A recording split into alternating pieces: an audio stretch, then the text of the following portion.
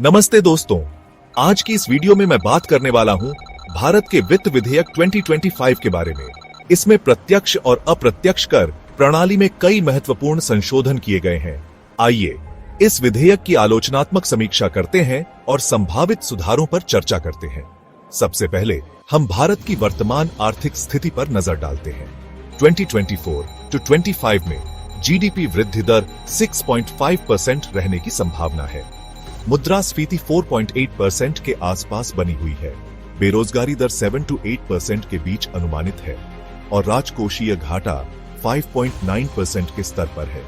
लेकिन एफडीआई प्रवाह में 2024 में 10% की गिरावट देखी गई है।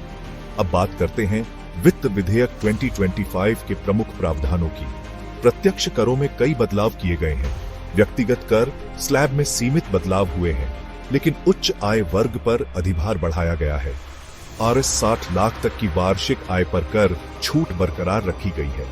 आरएस 5 लाख से अधिक आय पर कर दरों में वृद्धि की गई है, लेकिन ईएसओपीज पर कोई राहत नहीं दी गई है। कॉर्पोरेट टैक्स में भी मामूली बदलाव हुए हैं।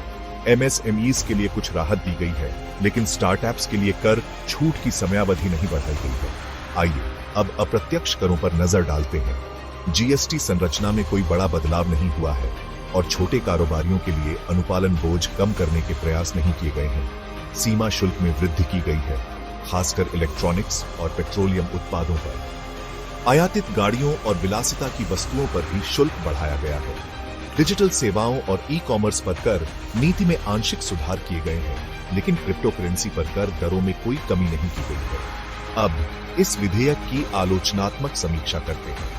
इसके कुछ सकारात्मक पहलू हैं, जैसे कि राजकोषीय घाटा कम करने का प्रयास और डिजिटल अर्थव्यवस्था पर ध्यान। लेकिन मध्यम वर्ग के लिए कर राहत की कमी, एमएसएमई और स्टार्टअप्स के लिए कम समर्थन और एफडीआई आकर्षित करने के लिए पर्याप्त प्रयास नहीं किए गए। बेरोजगारी से निपटने के लिए भी कोई ठोस योजना नहीं है।